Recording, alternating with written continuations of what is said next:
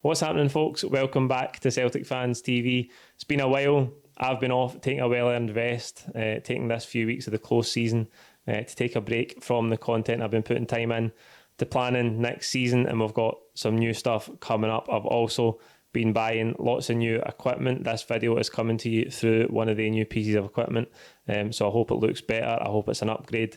I hope you can tell that we're putting a lot of money into trying to make things even better for you this season. Coming up today, there's a lot to get through. It's the first time I've made a video for maybe 3 weeks or so. I've been watching the Euros as well. A lot has been happening in the Celtic side of things, but we'll get to all of that very, very soon. This video is brought to you by the subscribe button. It's the big red button below. It's absolutely free to click. It means that you'll be first to know when we upload new content. And as I say, we're investing a lot of money and putting a lot of time into trying to upgrade things this season, trying to make things better. And hopefully when we get back to the stadiums and back to the normal match days, you'll be able to really see that upgrade in quality from the last time we were outside the stadiums making the normal content on a match day, which seems like a lifetime ago now, back in March last year. So hit subscribe below. We are approaching 30,000. We want to get there as soon as possible. So here's what's coming up today. We're going to look quickly back at the press conference from last week with the manager and the chief executive that Kenny attended for Celtic Fans TV. We'll talk briefly about that. We'll talk about the news that Mohamed Elyounoussi has gone back to Southampton. We'll talk about Leigh Griffiths' new contract, and we'll talk about the signing that Celtic made today, just before I came on to make this video, of Osaze Urhoghide from Sheffield Wednesday. And then we'll get to the headline of the video, 3 things to look out for in Celtic's pre-season fixtures down in Wales when they travel down to start the pre-season camp next week. But first, we need to check in on the Scrito Celtic Fans TV Euros League table. Unfortunately, we didn't make the big 500 target in terms of members, but there is still going to be 50 quid up for grabs for the winner. Here's how it's sitting before we get into the quarter-finals tomorrow. Leading the way is Joko on 2,955 points. Second place is Bam Bam. I don't know what it is about double-barreled names, but they must be carrying some luck here.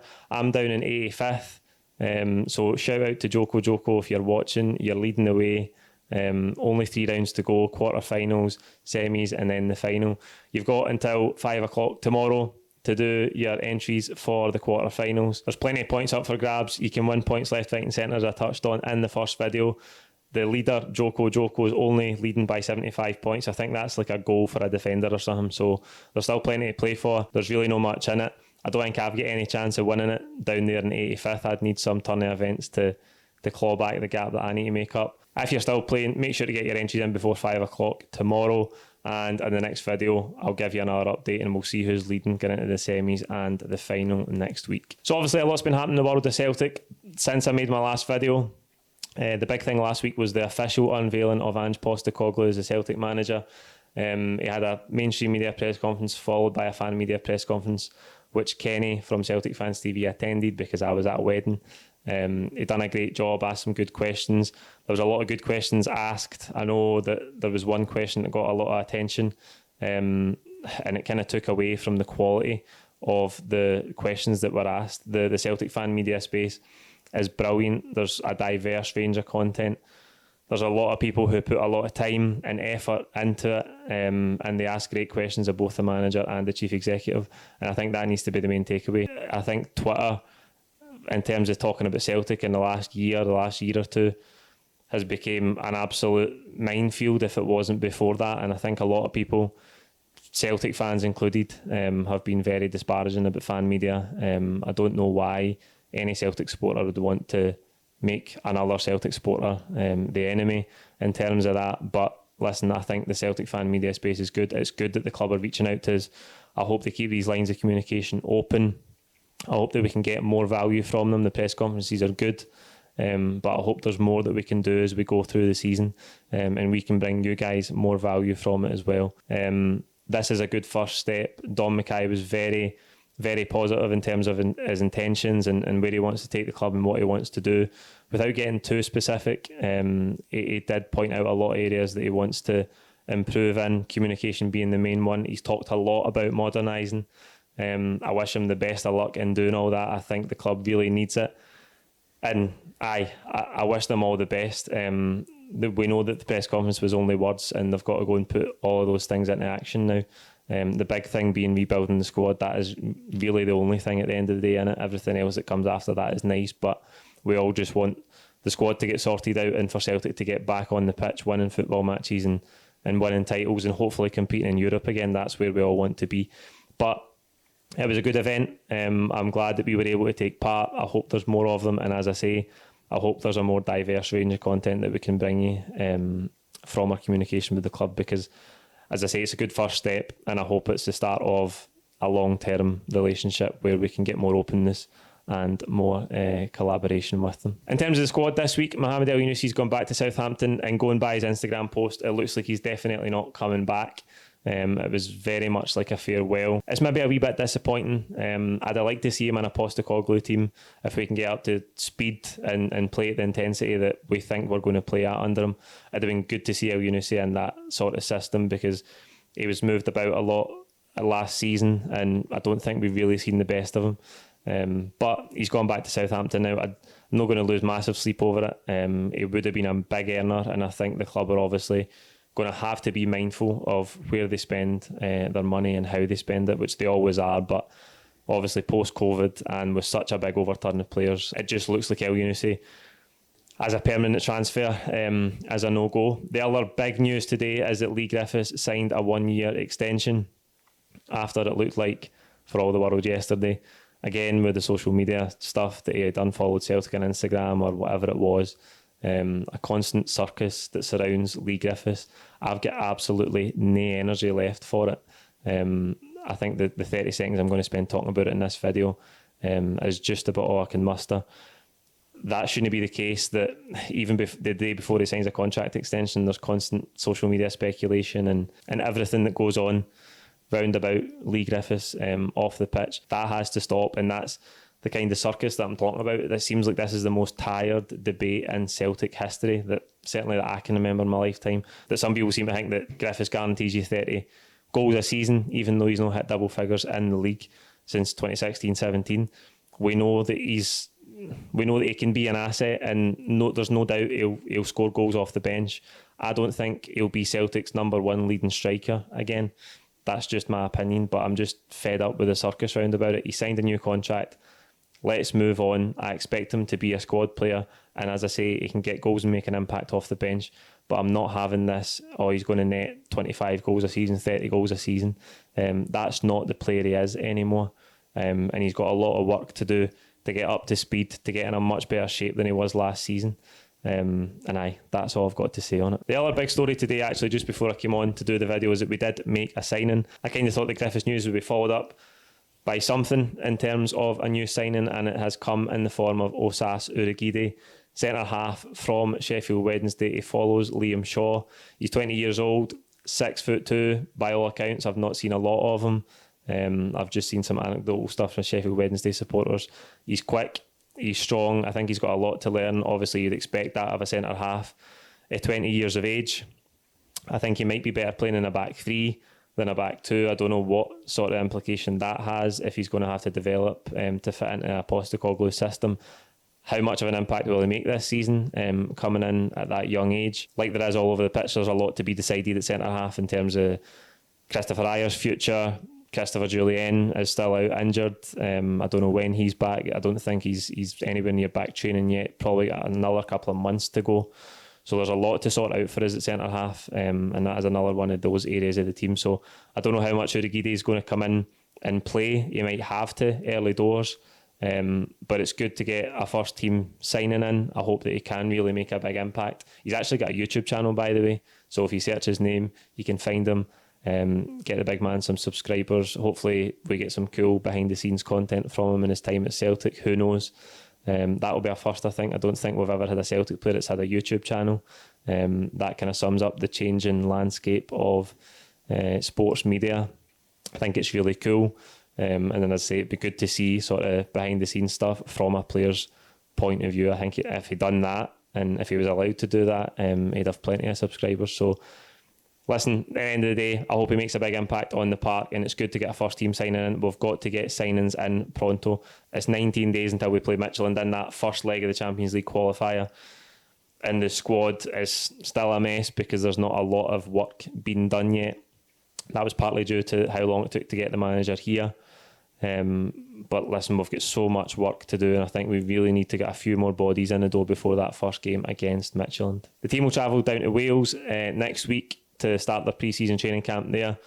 We've seen the videos and the content of them doing some pre-season training at Lennoxtown. I think a few of the international boys haven't joined up yet. I would expect them to be with the team in Wales next week.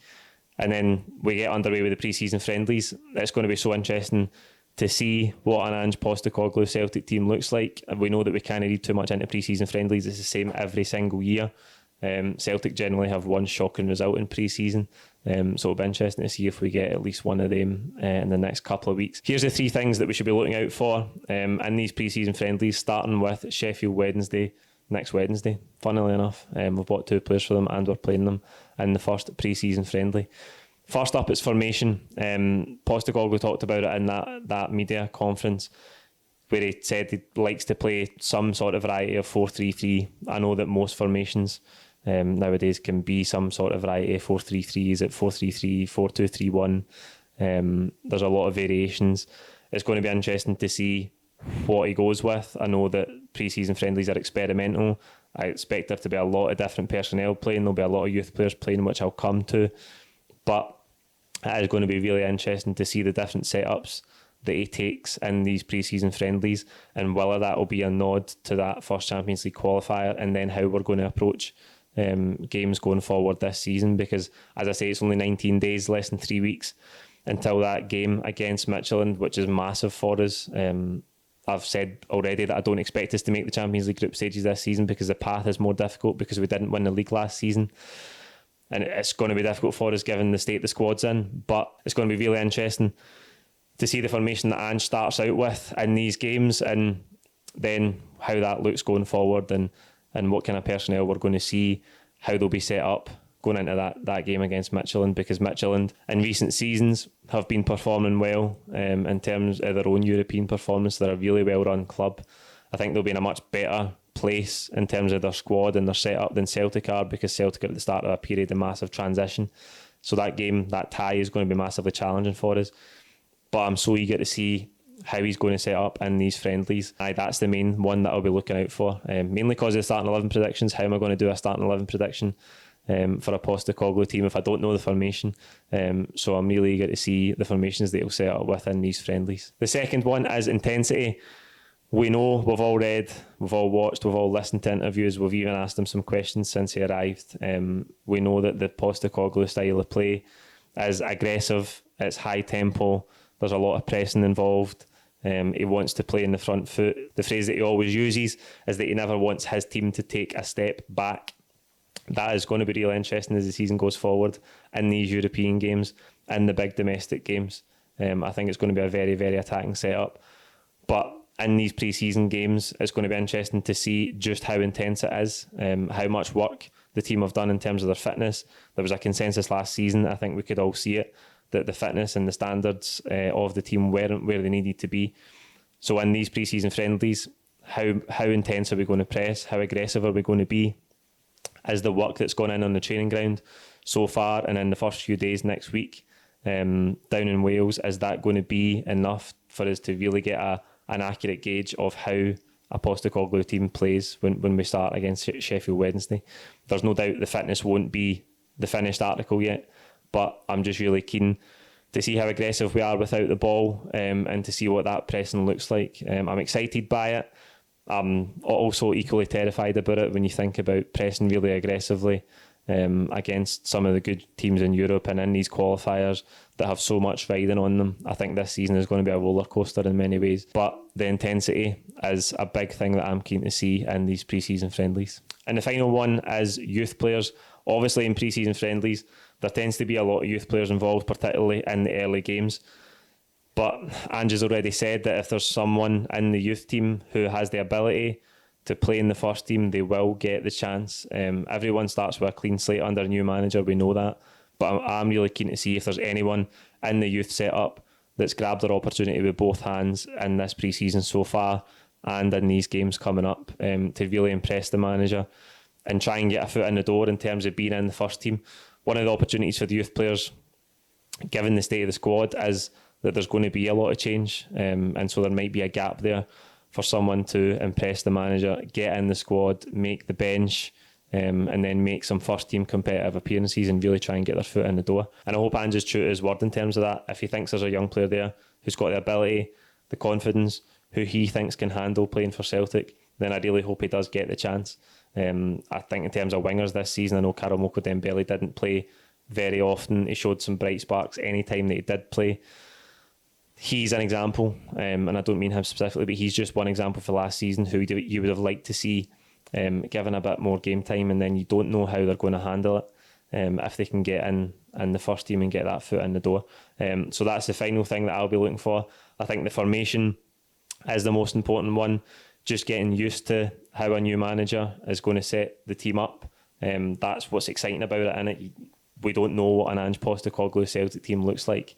By all accounts, we've heard it could be exciting, and that freshness is something that we can really look forward to. The intensity we're going to play at, as I say, is another big one, and the final one is whether any of these youth players can take their opportunity and try and stake their claim to get in the first team. That's it for this video. Like it below, comment with your own thoughts. Don't forget to subscribe. As I said at the top of the show, we are upgrading things, we're making things better. We're putting a lot of time and money into trying to make everything better. So click subscribe so you don't miss out on any content. We are going to be ramping it up as we come into these pre-season friendlies and get towards the proper competitive stuff in the Champions League qualifiers as well. It's going to come round really quickly. We've got one last week of the Euros really, and then it's all back to Celtic, and hopefully we can have an exciting, if less stressful season this time around, and we can all enjoy watching Ange Postecoglou Celtic. As I say, I think it's going to be a bit of a roller coaster. He's going to need time, but I think it's going to be an exciting Celtic team to watch. And as I say, hopefully we can get back to winning games, to playing attacking football, and ultimately winning trophies at the end of this season. So that's it. I'll see you again soon. Cheers.